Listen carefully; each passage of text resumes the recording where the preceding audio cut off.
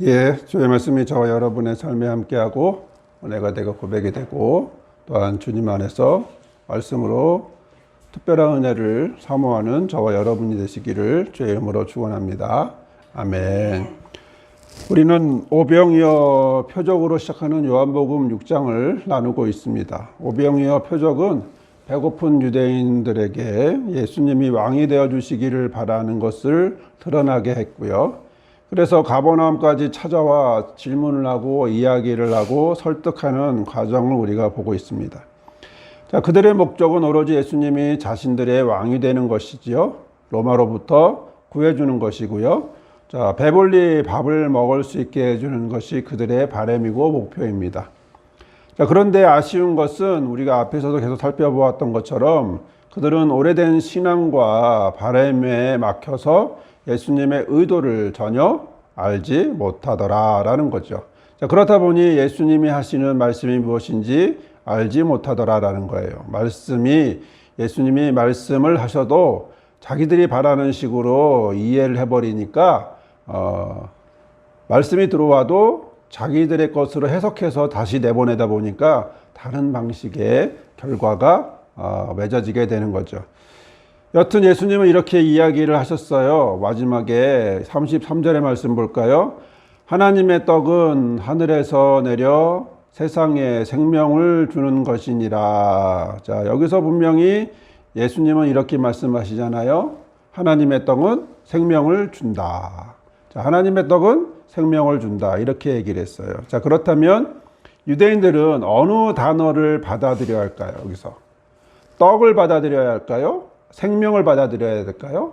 아니면 둘 다 받아들여야 될까요? 그런데 그들의 대답은 한쪽으로 치우치죠. 한쪽으로 치우친다는 얘기는 해석이 그렇게 되었다라는 얘기가 되는 것이고, 그러면서 해서 다른 이야기가 돼버리게 되는 거죠. 34절의 말씀 봅시다. 그들이 이르되 주여 이 떡을 항상 우리에게 주소서. 표준세 번역입니다. 주님 그 빵을 늘 우리에게 주시옵소서. 이렇게 얘기합니다. 자, 이 말씀에서 발견되는 특징이 있습니다. 이들의 대화 속에서 발견되는 특징이 있습니다. 자, 유대인들은, 예수님도 그렇지만 유대인들의 대화에는 관사가 들어갑니다. 관사. 자, 문법적으로 관사를 사용한다는 것은 일반적인 것이 아니라 특별하다고 하는 거죠. 하나의 연필이 아니라 그 연필이라고 하면 특별한 연필이 되는 것처럼 일반적으로 관사라고 하는 것은 일반적인 것을 얘기하지 아니하고 특별한 바로 그것을 지칭한다는 말입니다. 그렇기 때문에 유대인들이 이 떡, 그 빵이라고 했을 때 앞에서 예수님이 말씀하신 하나님의 떡은 생명을 준다라고 하는 그 떡을 받아들여서 그 떡을 주세요라고 얘기한 거죠. 하지만 예수님이 말씀하시는 생명의 떡이라는 느낌은 없어요. 뭐만 느껴져요? 육신을 배부르게 하는 떡이다. 나는 그 떡에 집중을 하고 있구나. 자, 그러면 예수님의 생명이라고 하는 특별한 표현은 어떻게 해요? 가볍게 여겨졌을까요? 그래서 우리는 두 번째 그들의 모습에서 오래된 신앙은 여전히 예수님의 의도를 듣는데 듣지 못하게 한다라는 것을 보게 됩니다. 자, 예수님은요, 모세를 통해 받은 만나, 특별하지만 생명 자체는 아니었던 그 음식을 말하지 않고 있습니다. 생명의 떡을 말하고 있거든요. 하지만 유대인들은 그 생명이 들어있질 않아요.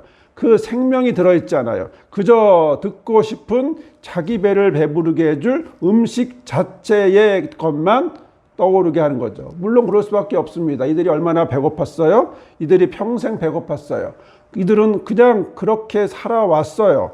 그리고 다른 무엇인가를 해결하려고 해도 방법이 없었어요. 그러니 그들의 생각에 가득 채워지는 건 떡이죠. 밥이죠. 빵인 거예요. 그러면서 그들은 떡이라고 말할 수밖에 없는 겁니다. 즉 그들의 관심이 오래된 신앙과도 연결되고, 그들의 관심이 그들의 삶과도 연결되고, 그들의 관심이 그들의 생각과도 연결되고, 그러다 보니까 모든 것들이 다 육신에 필요한 빵으로만, 육신에 필요한 떡으로만 생각을 하게 된 거죠. 자, 세 번째로 이 떡인가요? 그 빵인가요? 자, 우리 번역은요, 개혁개정 성경인데요, 이 떡이라고 번역을 했어요. 자, 표준 세번역은요, 그 빵을 주소서라고 번역을 했어요. 같은 문장인데 번역이 좀 다르네요. 자, 사람들의 간절한 바람이 들어가는 이 말에서 개역개정은 이 떡이라고 이것, 지시대명사를 넣어서 번역을 했고요. 또 표준 세번역은 그 빵이라고 그냥 관사를 사용했습니다. 자, 왜 번역이 이렇게 다를까요? 그럼 어느 번역이 더 맞을까요? 지시대명사가 있는 이 떡이 맞을까요? 아니면 관사가 들어있는 그 빵이 맞을까요?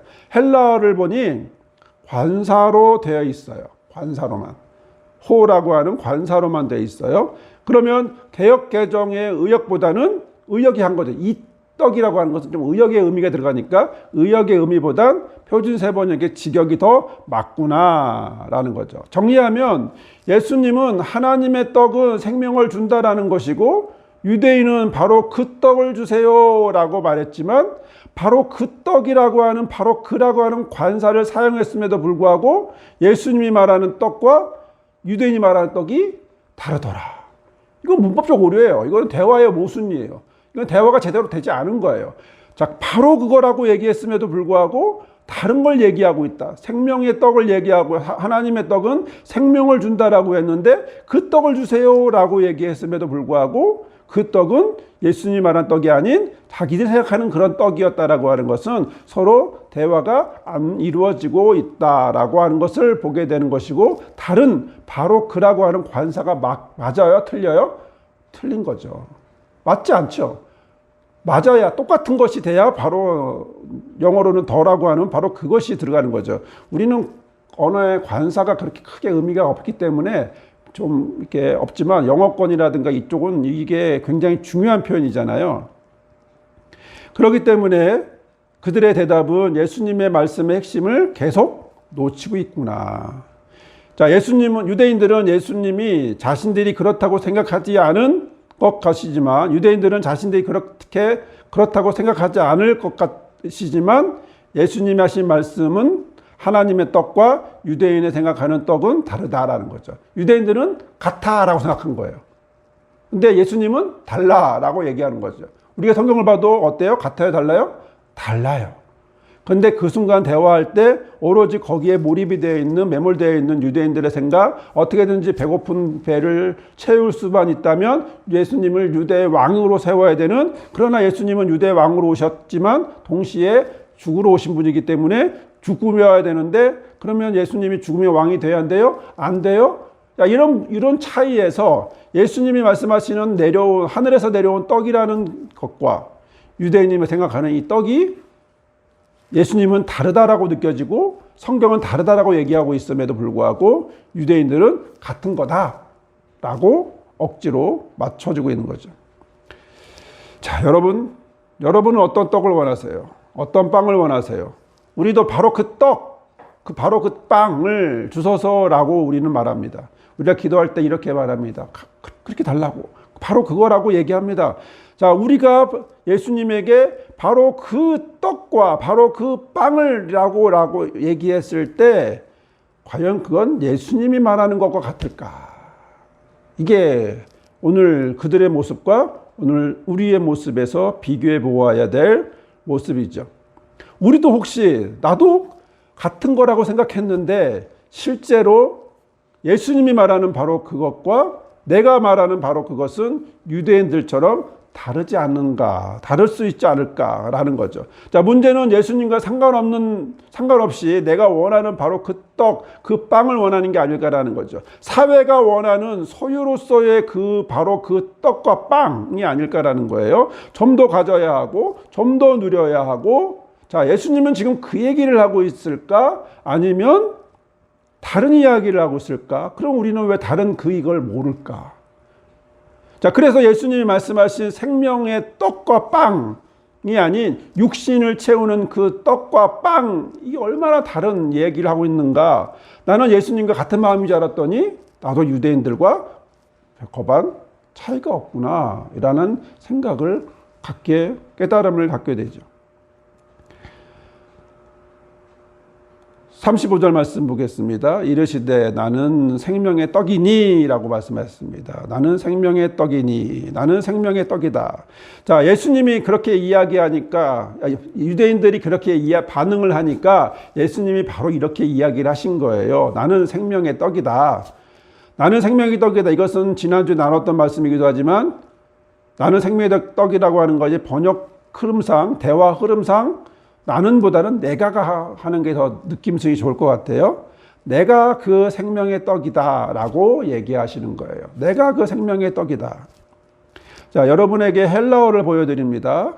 에고 에이미호 아토스 테스 조 에스라고 하는 것입니다. 이건 생명의 빵이다. 내가 생명의 빵이다 라고 하는 영어와 같은 구조가 똑같아요. 에고 에임이 나는 I am, 나는 뭐뭐이다 라는 건데, 자, 여기서 여러분에게 이 헬라어를 보여드리는 가장 중요한 이유는 바로 그라고 하는 호, 영어로는 더라고 하는 이 관사가 붙어 있다는 걸 보여드리고 싶은 거예요. 여러분에게 보여드린 대로 실제로 헬라어는 이렇게 되어 있어요. 유대인들이 사용한 바로 그라고 하는 이 관사, 제가 그라고 하지만 실제로는 뭐 좀 강조하기 위해서 바로라는 말을 좀 더 계속 넣었는데, 바로 그 관사를 예수님이 사용하셨다는 거죠. 자, 일반적인 떡이나 빵이 아니고 특별한 빵이다, 특별한 떡이다 라고 말씀하고 있기 때문에 그렇습니다. 자, 이 특별한 떡과 빵을 말씀하고 있기 때문에 그라고 하는 관사도 바로 그라고 하는 중요한 의미가 있기 때문에 내가 바로 그 생명의 떡이야 라고 번역하는 것이 좀 더 느낌이 있겠죠. 나는 이라기보다 내가 바로 그 생명의 떡이야. 느낌상 이렇게 좀 강조되어진다면, 이걸 한국식으로 말하면 뭘까요? 한국은 떡이 주식이 아니고 빵이 주식이 아니니까 뭐가 주식이에요? 밥이 주식이잖아요. 그럼 우리는 어떻게, 우리 만약에 예수님이 한국에서 한국 사람들한테 말했다면 뭐라고 말할까요? 내가 바로 그 생명의 밥이야. 이렇게 얘기하는 거죠. 우리는 밥을 주세요. 배고파요. 밥을 주세요. 라고, 주여 내가 이것이 부족하니까 이걸 주세요. 주여 내가 저것이 부족합니다. 저걸 더 갖고 싶어요. 남들보다 더 많이 갖고 싶어요. 라고 말하고 있을 때 예수께서 뭐라고 말씀하셔요? 내가 바로 그 생명의 밥이야. 이렇게 얘기하신다는 거죠. 얼마나 동떨어져 있는 기도일까 라는 반성의 마음을 갖게 됩니다. 여러분, 그러면 이 바로라는 관사는 언제부터 나왔을까? 어디부터 나왔을까? 한번 올라가면서 보겠습니다. 31절의 말씀을 보니 유대인들은 광야에서 만나를 말하면서 하늘에서 떡을 주어 먹게 하였다라고 얘기합니다. 기록된 바 하늘에서 그들에게 떡을 주어 먹게 하였다 함과 같다. 자, 예수님은 이 이야기 중에서 하늘에서라는 말을 받아들이셔요. 하늘에서 말한 말을 그대로 받아들이면서 32절, 33절 읽어봅시다. 예수께서 이르시되 내가 진실로 진실로 너에게 이르노니 모세가 너에게 하늘로부터 준 것이 아니라 내 아버지께서 너희에게 하늘로부터 참떡을 주시나니. 여기서 이제 성경은 번역하지 않았지만 왜냐하면 이라는 거예요. 왜냐하면 이것은 하나님의 떡은 하늘에서 내려왔고 세상에 생명을 주는 것이기 때문이야 라고 예수님이 말씀하셨어요. 첫 번째, 모세가 하늘로부터 떡을 받은 게 아니야. 과거형으로 얘기했어요. 그러면서 두 번째는 현재형으로 얘기합니다. 지금 하나님은 하늘에서 참떡을 주고 계셔 라고 예수께서 말씀하셨어요. 누구예요? 뭐예요? 예수님인 거죠. 네, 요 뒤에 나오는 얘기지만, 자, 이때부터 예수님은 특별히 지칭하는 관사를 넣어서 이때부터 얘기를 하셔요. 그 떡은 모세가 준 게 아니고 하늘에서 준 것이고 지금 주고 있어. 여기에 관사를 넣어요. 특별한 그 떡을 계속해서 얘기하시는 거예요. 특별한 그 떡을 관사를 넣어서 바로 그 떡이라고 이야기를 하고 있어요. 바로 그 떡은 하나님의 떡이고 생명의 떡이고 똑같은 이렇게 하늘에서 내려온 떡이라, 이거를 조금씩 표현만 다르지만 계속 한 떡을 계속해서 이야기하고 있어요. 그렇기 때문에 33절에서 하나님의 떡은 특별한 바로 그 떡을 가리키는 관사를 넣었어요. 그래서 예수님은 유대인들에게 말하는 그 떡이 특별한 떡이라고 얘기를 하신 거예요. 33절을 직역하면 이렇습니다. 현재의 의미로, 왜냐하면 그 하나님의 떡은 하늘에서 내려오고 그리고 세상에 생명을 주는 것이기 때문이야. 이렇게 직역이 돼요. 그러자 유대인들도 관사로 받아요. 관사로 받아들였어요. 주여 이 떡을, 그 빵을 하고 관사로 받아들였어요. 그 하나님의 떡, 생명을 주는 떡을 육신의 배고픔을 채우는 떡으로 바꾸어버리고 말았지만 여튼 관사로 받아들였어요. 하지만 예수님은 다시 그들이 딴 데로 새는 대화, 일관된 대화가 아니라 다시 엉뚱한 데로 가는 대화를 다시 끄집어 와서 다시 원래 위치에 데리고 와서 다시 얘기한 겁니다. 내가 바로 그 생명의 떡이야. 이렇게 다시 의도를 넣어서 의도에 맞춰서 이야기하고 계시는 거죠. 여러분, 이 부분을 우리 삶에 적용만 본다면 어떨까 하는 거죠. 우리가 제대로 이해하지 못할 때 예수님은 어떻게 하실까? 예수님은 하늘에서 내려 생명의 떡을 주신다고 하실 때 우리가 제대로 이해하지 못하고 내가 더 가지고 싶은 떡, 내가 더 소유하고 싶은 떡, 남보다 더 좋아 보이는 떡, 바로 그런 떡들을 내가 계속 원하고 있고 거기에 그것이 특별하다고, 이게 당신이 말하는 떡 아니에요 라고 말하고 있을 때, 그렇게 제대로 이해하지 못하고 있을 때, 유대인들처럼 엉뚱하게 육신의 몸을 채우려고 하는 떡을 얘기하고 있을 때 예수님은 어떻게 하실까요? 허참 하고 혀를 끄끄하고 마셨을까요? 이 못 알아듣는 멍청이들아 하고 그랬을까요? 그게 아니라 다시 원래 위치로 다시 돌아와서, 자, 다시 들어, 다시 잘 들어봐, 내가 바로 그 생명의 떡이야, 다시 이렇게 얘기하는 거죠. 우리 아들이 학교에서 선생님을 하고 있어요. 아이들에게 얘기합니다. 수십 명, 수백 명 아이들에게 얘기합니다. 여러 가지 얘기를 하고 다른 얘기를 하고 애들마다 다른 얘기를 할까요? 같은 얘기예요. 미래를 준비하라고, 공부하라고, 같은 얘기예요. 같은 얘기를 하는데 아이들은 또 나가고 딴 얘기하고, 공부 왜 해요? 공부 재미없어요? 라고 얘기해요. 그런데 아들은 또 뭐라 그래요? 다시 또 돌아와서 그 공부를 왜 필요한지 또 얘기하는 겁니다. 다시 돌아와서 얘기하는 거. 바로 예수님의 마음은 딴 데로 세워가는 그들을 다시 데리고 와서 다시 그들에게 다시 얘기해 줄게, 다시 알려줄게, 비난하거나 욕하지 않고 다시 있는 그대로 그럴 수 있어 라고 하면서 다시 그대로 내가 바로 그 생명의 떡이야, 다시 설명해 주면 이라고 말씀하고 있는 거죠. 자, 그러면 예수님은 내가 바로 그 생명의 떡이야 라고 하시면서 다음으로 무엇으로 말씀하실까?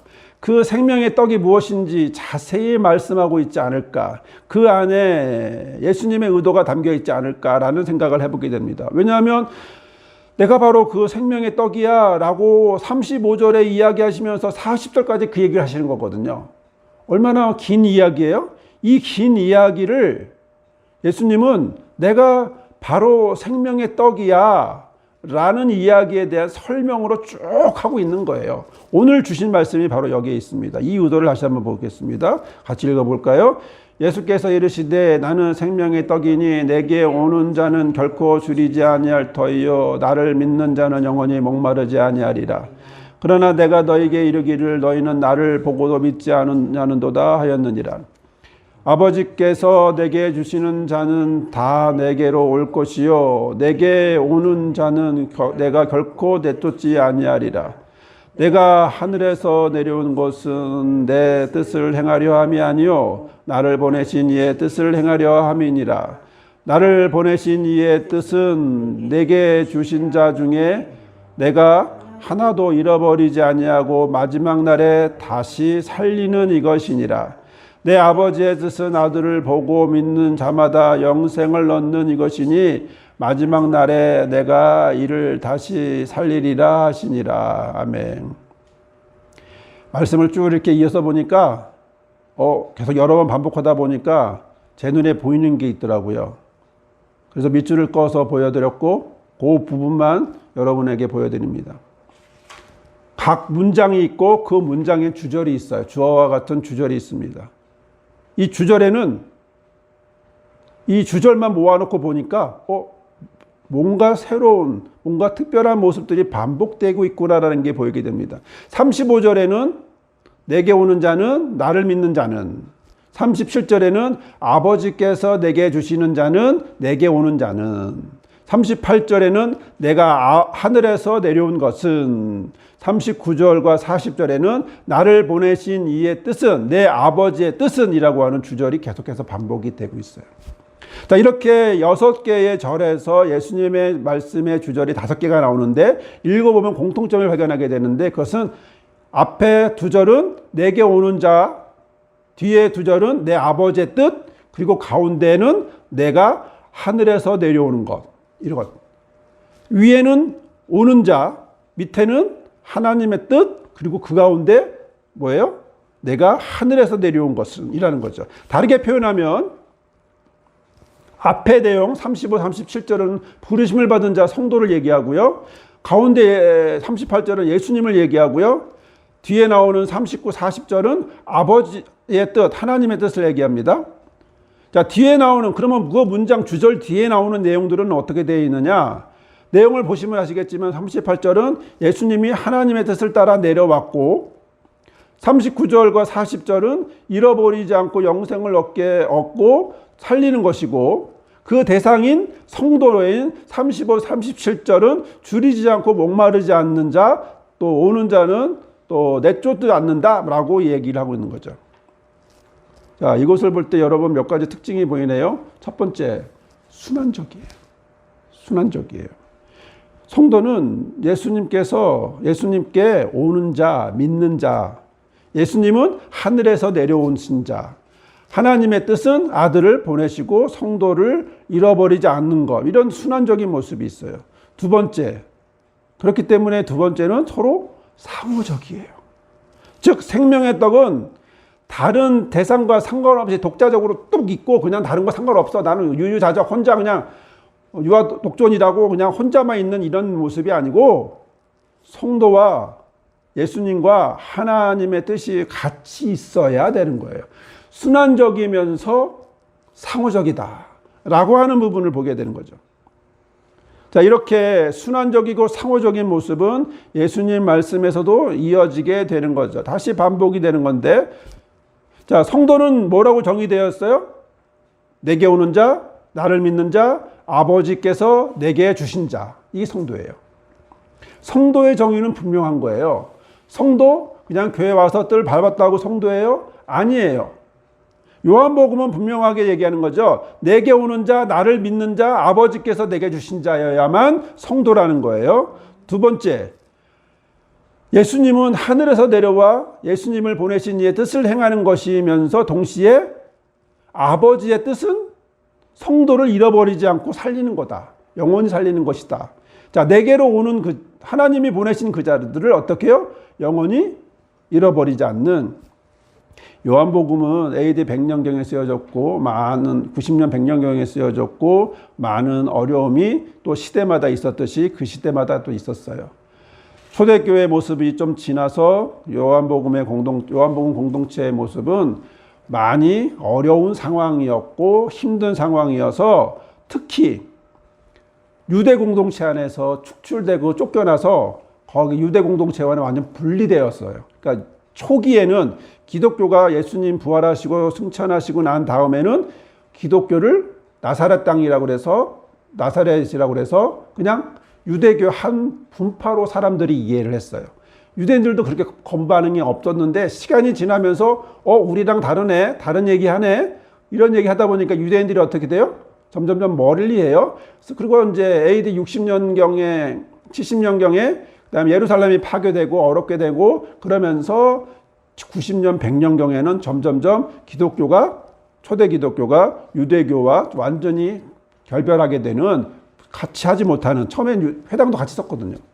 근데 이거 완전히 이제 달라지게 되는 그런 상황에서 성도들은 무엇을 원할까? 어떤 대답을 원할까? 저는 이 AD 90년에 이 이야기를 90년의 성경을 기록하면서 성도에 대한 정의, 예수님에 대한 아버지의 뜻에 대한 이 정의가 그들에게 어떻게 받아들였을까? 되게 위로가 됐을 거예요. 아, 나는 성도구나. 요한 공동체에 있는 사람들은 내가 성도구나. 내게 오는 자, 나를 믿는 자, 아버지께서 내게 주신 자, 예수님 앞에 보내신 자. 아, 나는 예수님 앞에 보내신 아버지께서 보내신 자구나. 특별히 성도의 개념을 가질 거고, 그러면서 예수님은 아버지의 뜻을 행하시는 분인데, 그런데 아버지의 뜻은 성도를 잃어버리지 않고 살리는 거야.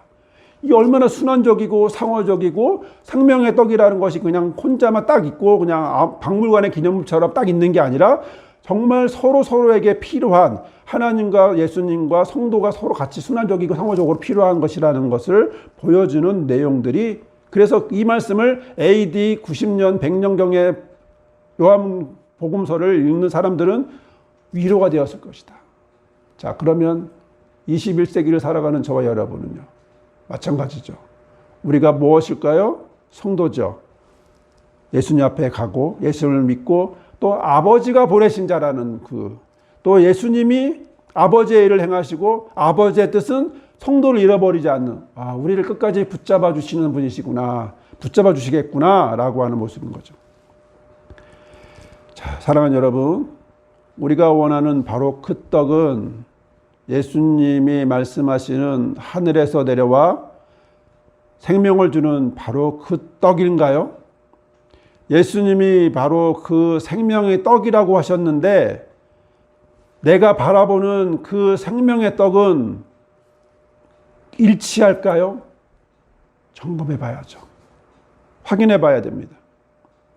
내가 지금 바라보는 그 떡과 예수님이 내가 바로 그 생명의 떡이야 라고 말하는 그 떡의 간극이 얼마나 있는지 줄여보는 저와 여러분이 되기를 바랍니다. 점검하는 방법은, 생명의 떡은 순환적이에요. 상호적이에요. 우리는 성도로 예수님 앞에 오고 예수님을 믿고 아버지가 보내신 자라는 것을 고백하는 거예요. 또 그리고 그 속에서 예수님은 하늘에서 내려왔고 아버지의 뜻을 행하는데, 그 아버지의 뜻은 아무도 잃어버리지 않고 생명을 주는 거예요. 이 순환적이고 상호적인 관계 안에서 내가 바라보고 있는 바로 그 떡이 예수님이 말씀하시는 내가 바로 그 생명의 떡이야 라고 말하는 이 부분과 일치하는 고백이 저와 여러분의 있기를 주의 이름으로 축원합니다. 아멘. 이 시간 함께 기도합니다.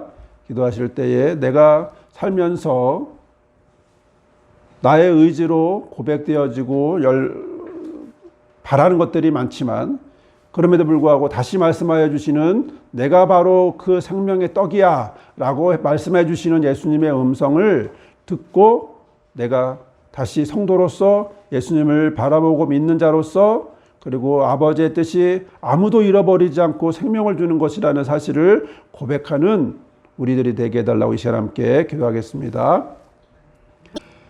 좋으신 주님, 주께서 이 시간 함께 하셔서 하늘에서 내려온 바로 그 떡, 생명의 떡, 생명을 주는 그 떡, 그래서 내가 바로 생명의 떡이야 라고 말씀하시는 예수님의 그 말씀을 오늘 저희가 듣습니다.